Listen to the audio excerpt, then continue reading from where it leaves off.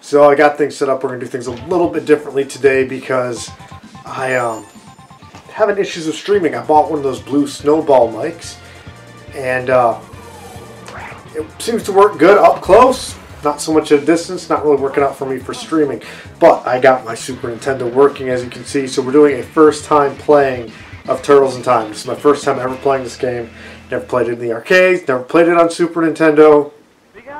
Which is weird because I had friends who had Super Nintendo, but it seems like we'd always play Tournament Fighters and not this. So we're going to do this. It's going to be kind of a shorter video. Just testing this format out. If it works out well for me, I got something else I want to play later today. Later today, tonight, however. So we'll see. Oh, wow. So I have played Hyperstone Heist, though, and I have heard they're basically the same game, but it has been a long time since I played Hyperstone Heist. We're going to see how this goes. Might just play the first level or two. I have lunch being delivered. Said it might be about an hour, but, you know, I don't need the doorbell going off. I usually don't hear the doorbell, but today would be the day, wouldn't it? I get my delivery, and the doorbell would go off, and, like, you'd hear that. Plus, somebody's going to be barking once he hears that. Also, I just gave Bunny one of those, like, chewable logs that's filled with, like, grains and stuff. He's really going to town on that, so you might hear that going on in the background. I don't know. So far, yeah, no, it plays like how I kind of remember Hyperstone Heist to be, and that is not a bad thing. I'm pretty sure this one came first, and I should have saved that pizza for later, I think. They say I take a little more damage than I meant to. What do I think about the music and the soundtrack, though? I don't know, because I've turned the volume on the TV down because the camera's like right in front of the TV almost. Also, I'm probably not going to get this synced up perfectly. I'm pretty good with my editing skills, I like to think, but I'm not that good. So, just, if the music would sync up with it, good. Oh, wow. Krang is in the background? That's cool. I'm like paying attention to the... Thanks, April. Thank you for telling me to fight. Like, no, I get it. Yeah, no, I got it. Wow, April's kind of being a jerk. Like, you know what? Instead of telling me to do it, you can do it. Oh, crap. Yeah, no, this sort of thing did not happen on Turtles on the NES, man. But Turtles 2 and 3 are awesome. Like, I played the crap out of 1 because it was the game I had, you know. But that dam level, I just hated that dam level. And as an adult, it's not a problem at all. But it just, you know, it has such a bad taste, you know. I've heard people nowadays arguing like, no, Turtles 1 is actually a really good game.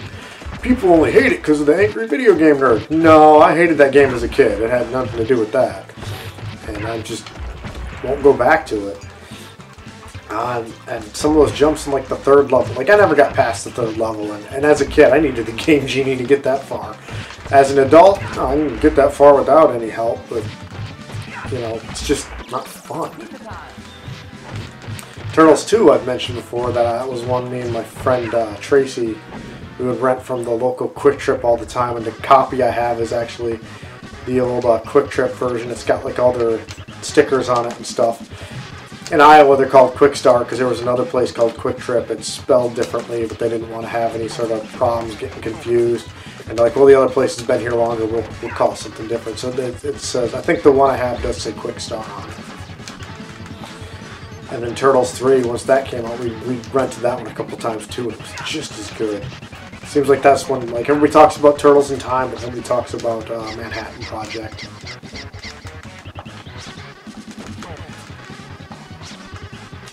You know, I honestly expected Bebop or Rocksteady. I did not think a Fly Baxter Stockman was going to be the boss here. I should maybe try some of the other... You know, I'm so used to playing 8-bit games, I've just been using a B and Y here. The other buttons got to do something. Oh, the other buttons don't do anything. Is there a special move? There is. That's cool. Once you got that special move down, like Turtles 2, you just spam that and just cruise through the levels. It was great. Then in 3, you know, it takes away from your life, so you can't do that. Scene 2, Alley Cat Blues. That just kind of makes me want to play some Rockin' Cats. Yeah! That's how you do it. I've been playing a lot of Godzilla lately. I started playing the PS4 one again, which I'm like one of the only people who likes. Monster Island Buddies here on YouTube seems to get a kick out of it, and I like it, but almost everybody else is like, oh, it's awful. I'm like, no, man, it's Godzilla. But I was playing that, and I was like, no, I just want some like monster fights, and that's not really, you know, there are monster fights in it, but it's more like a Godzilla simulator. So I busted out Destroy All Monsters Melee on the GameCube, and I've been playing the crap out of that, like all last night before I went to work. I've been really hitting this stuff up. The night before I played some Sonic the Hedgehog on the, not the Genesis, on the Master System, and then I played through Michael Jackson's Moonwalker. Because, you know, I mean, Janet Jackson sampled the music from the Bridge Zone level, and Sonic, some of his attitude, and of course his shoes came from Michael Jackson. So it made sense. And I'm like, oh, I hate these guys.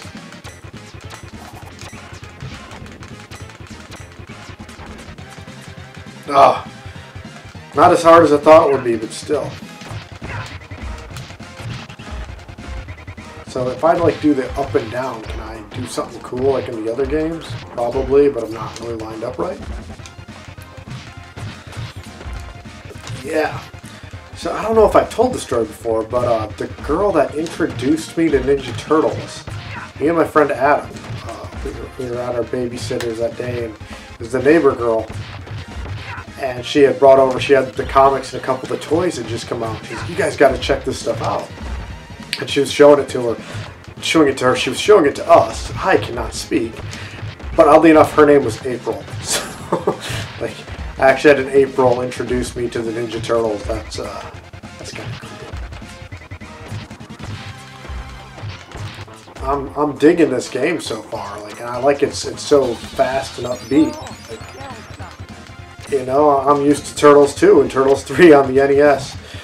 It's like, you know, it's another beat 'em up, but it's a whole different ball game, which is fine. Okay, that's awesome. I did not expect that. I thought I was getting a health upgrade. Has he got a 3-section staff? He does. Oh, that's cool. That's one you don't see too often. But you also don't see... okay, so he's a robot. That water should have just wasted him.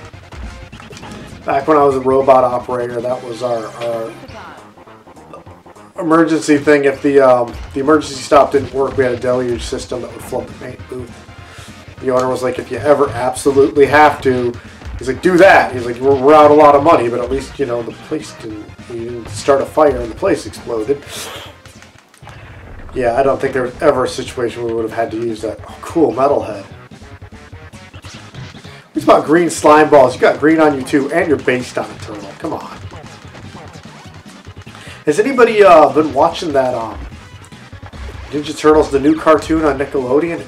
I haven't seen any of it, but I'm not like a fan of the designs. And I'm sure there's some people who are old school fans like me, are like, it's ruining my childhood. I hate it that much. Like, no, it's not, dude. Chill out.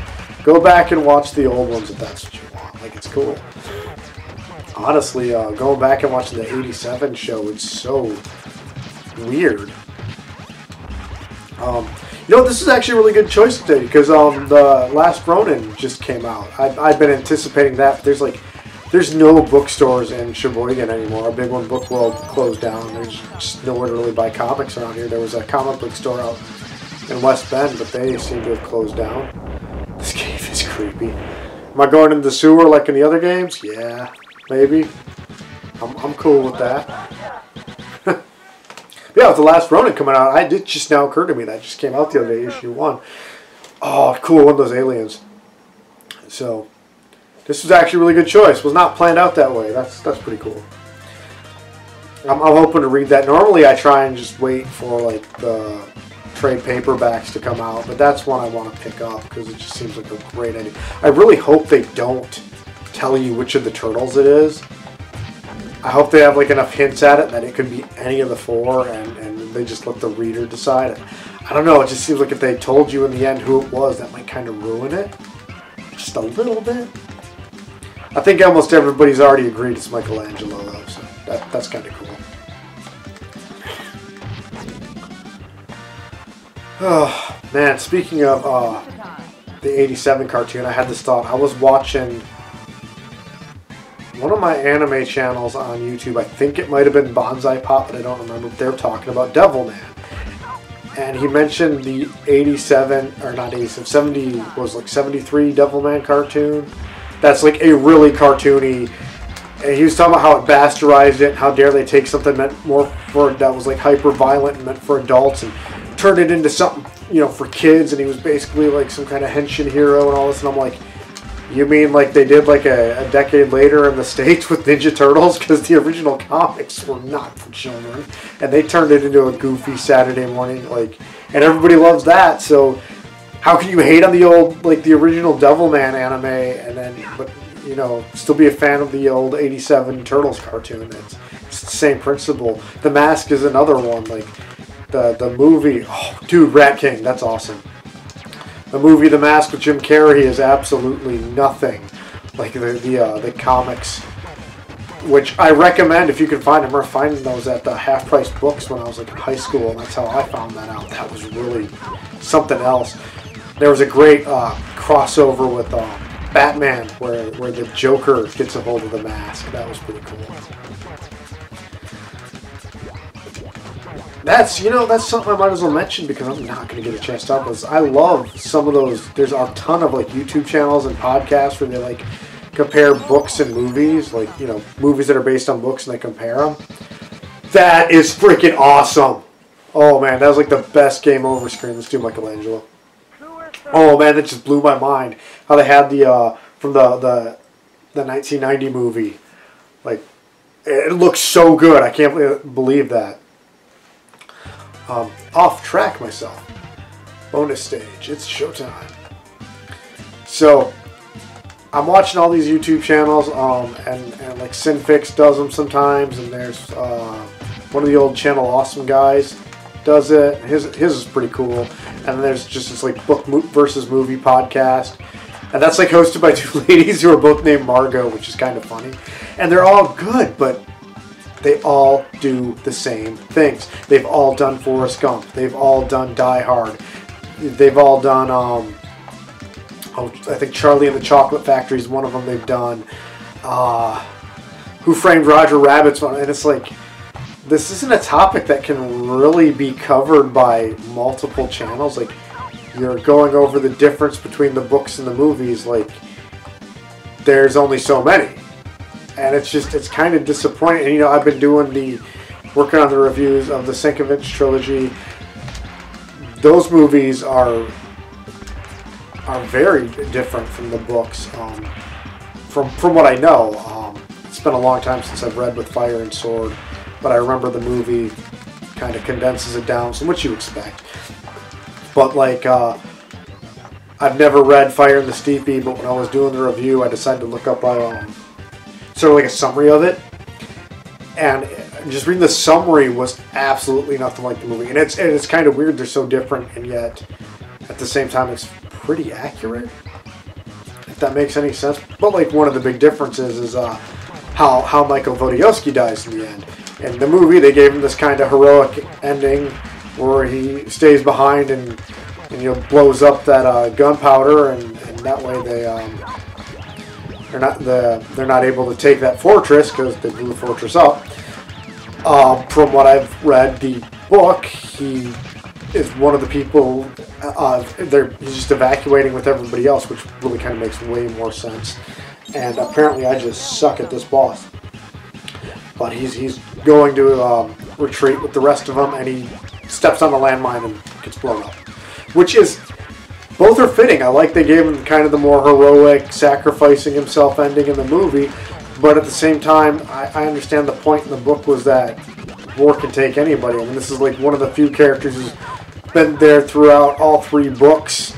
He was sort of a supporting character in the first two, and now this last one is all about him, and this is his story, and he gets like the most unceremonious ending ever, and it's upsetting, but it's supposed to upset you. Sewer surfing clear. I don't sewer surf. I just hit the lake. And it's funny because this is the Technodrome already. Wow. Well, this was an arcade game, so it was probably pretty short. this is the time of year where all the surfers in Sheboygan are out. And I'm not, man. It's too cold for me. And I know you really want a dry suit for this weather. The water's just freaking cold. And yeah, the waves are better, but I don't have a dry suit. I know a couple of them have said they would go out and they'd actually put 2 wetsuits on up until it gets really cold, like around January. But yeah, I've heard them, they'll put two wetsuits on instead. And then like, that's kind of funny. You pull that first one off and that second one will have ice on it. And I don't even have a full wetsuit. I've just got like the coveralls. I don't have the jacket, which I might, like the way I am with the cold, I might be okay with that. But my feet get cold, man. I would at least need the boots. But really, hypothermia is no joke. So you really want the full thing, the boots, the gloves. I don't have any of that right now, and I'm not in a position to go buy stuff like that. So I am done surfing until the spring, and it's still going to be cold in the spring. Like I said, it takes almost all summer for the lake to really heat up. It's kind of funny. I was listening to one of my favorite podcasts, Strangeful Things, and the one guy was joking about how the heater on his pool broke. He lives down in North Carolina, so he's still got pretty good pool weather. But he's like, yeah, because I want to get the most out of my pool yet for the season done, so I've been swimming. He goes, that water's like 62 degrees. So he goes, that's cold. He's like, you know how cold 62 degrees is? And I'm thinking, well, Lake Michigan peaks in September, early October. It's like 65 degrees. So between 62 and 65 degrees. So like, he's sitting there like 62-degree water is cold. And I'm like, dude, that is nice and toasty warm. A lot of the mornings when I'd go out, especially the last couple of weeks, it would be like 40 degrees outside, and then the water's 62 yet. So it was warmer in the water than being out of the water. I'd go do my surfing, get where I was tired, and then a lot of times I was, setting my board up to dry off, and I would go and just sit in the surf. I'd go to where I would be able to sit down in the water. It was like at chest level, and I just kind of feel the waves hitting me. And when it's like that, 62 degrees feels like a hot tub because it's only 40 degrees outside. Oh, dude, Toka and Razor Master say have fun. That's great. Well, let me tell you, the Turtles 2 soundtrack was like one of my most listened to cassettes as a kid. That was one of them I had, and I listened to that all the frickin' time. And there was this instrumental piece where they had like a bunch of the like lines from the movie, and it was mostly like Toka and Razor, and I just remember hearing them say like "Master say have fun," and that was, I got the soundtrack right when it came out. Oh, that's adorable. And so I'd had the soundtrack before even seeing the movie, because I didn't see the movie. The only Turtles film of the original 3 that I saw, I was going to switch to Donatello. That's okay. Yeah, so the only one I had ever actually seen was 3. Was the only one I got to go to in theaters. And being a little kid and just like especially obsessed with sci-fi and time travel, I was like, that's the best one. And, I will maintain, I actually think as a movie it works okay, but these costumes are hideous. It's a special effects driven movie, and it doesn't have the best special effects. But I've told the story before. This lady that I knew in North Carolina, her brother was a special effects guy, and he passed away, and she inherited like all of his things, including all the props he still had. And one of them was one of the Raphael heads from Turtles 3. And she had that sitting in her house, and I saw that, and the thing looked so cool. And in person, it looked a lot like the heads from 1 and 2. Maybe a little bit lighter, but it was clearly the spots on them were definitely more pronounced in 3, and they looked just terrible in the film. And they were more pronounced, and it was obviously the Turtles 3 head, but it looked really good. And I think the issue is lighting is a huge thing.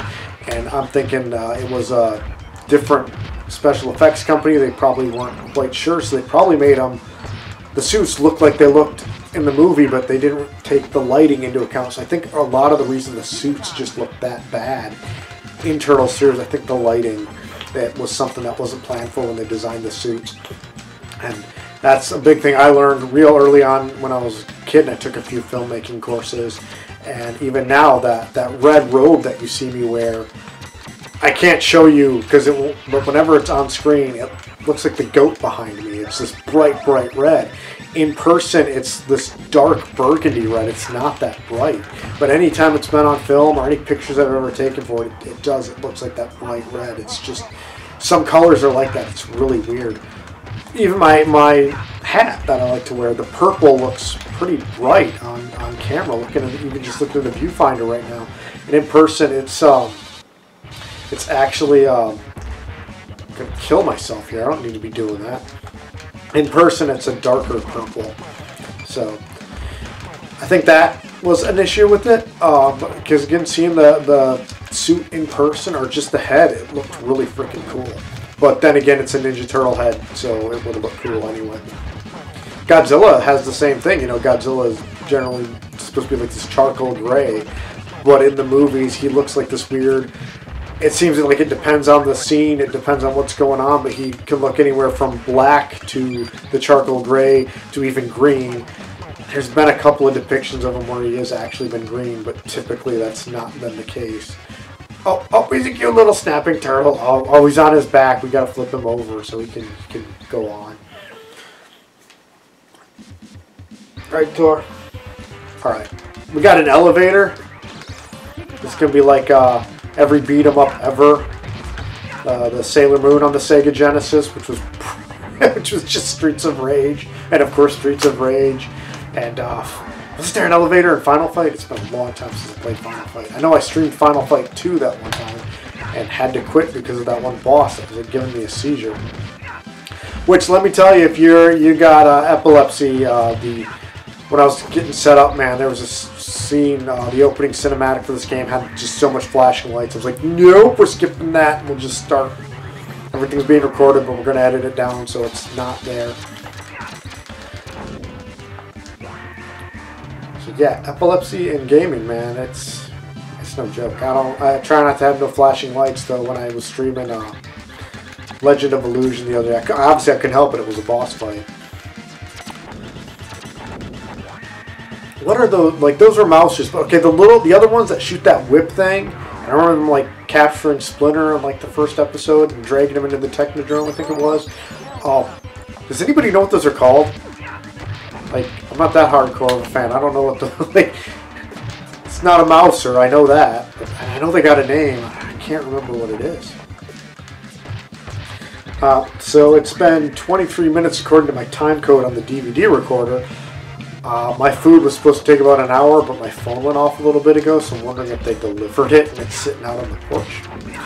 But, you know, we're going to try and get through the Technodrome at the very least. I'm guessing this game's not that short.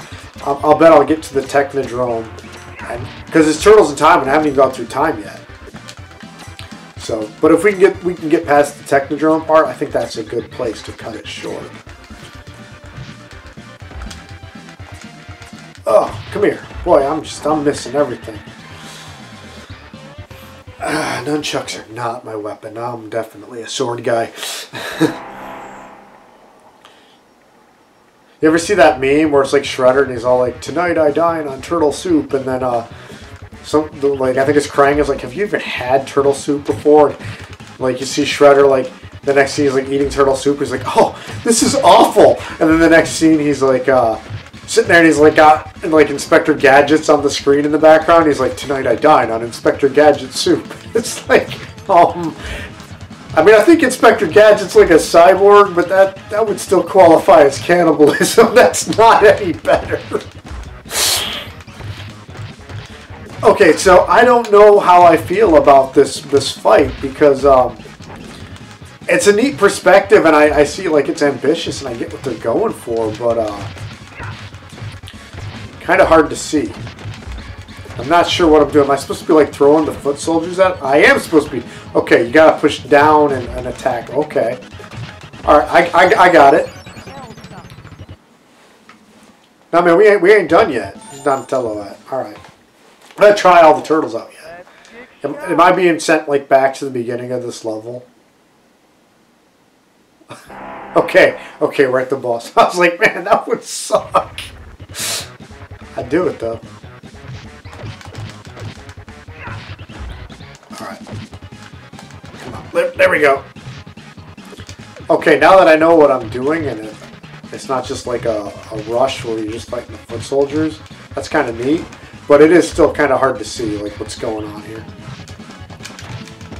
Wow, man, I am not doing good as Donatello at all. Like, usually he's like the best one because you got that reach. Remember doing the duck down and hit Rocksteady in Turtles 1 on the NES? I remember figuring that out as a kid, and it's like, this feels so cheap. But as a kid, that's how I did it, you know, and it's like, it's, you know, it's like the dam level. I couldn't do it as a kid. As an adult, it's not really a problem. I have reflexes now, which is why I started gaming in the first place, was to help my hand-eye coordination. I don't think it works so good. I'm still getting my ass kicked. I am probably like the worst gamer on YouTube, or the worst legitimate gamer, because you know there's people who are clearly just collectors and they try and play it off, but you know they've probably never touched a lot of these games, and then they'll do like a let's play or a live stream, and you can tell they're not legit because they're worse than me. But as far as actual gamers go, yeah, I gotta be the worst. Though, you know, it seems like I beat the games nobody else does. Like, I beat Solstice. Alright, it's Raphael's turn. But I can't seem to beat Shredder and Turtles in time, so... maybe Raphael will do a bit better since I need to get closer to the foot soldiers anyway. We're going to give this like one more go, and then we'll have at least seen all the Turtles in action, so that's kind of cool.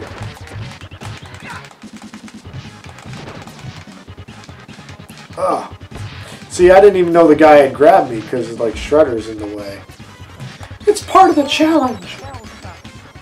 I always hated that. Like, I never got into the Resident Evil games because I hated the tank controls.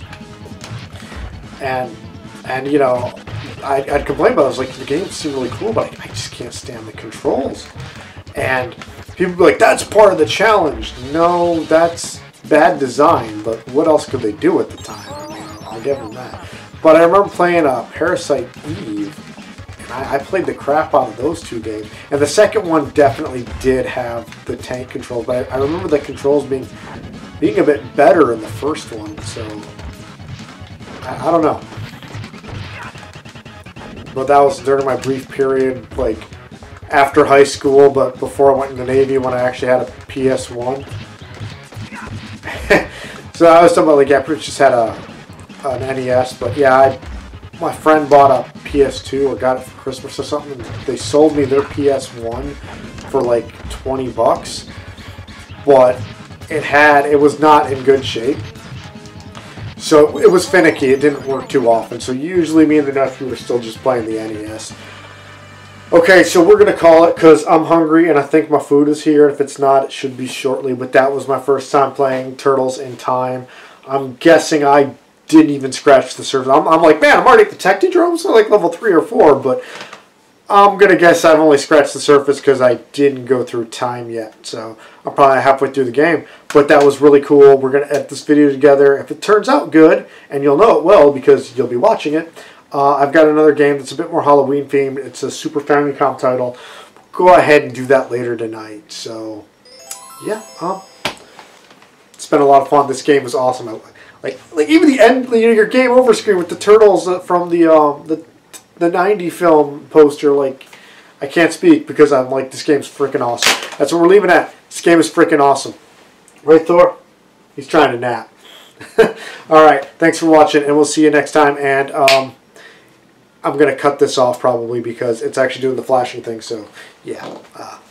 Take care, and we'll see you next time. I know I already said that, but I mean it this time.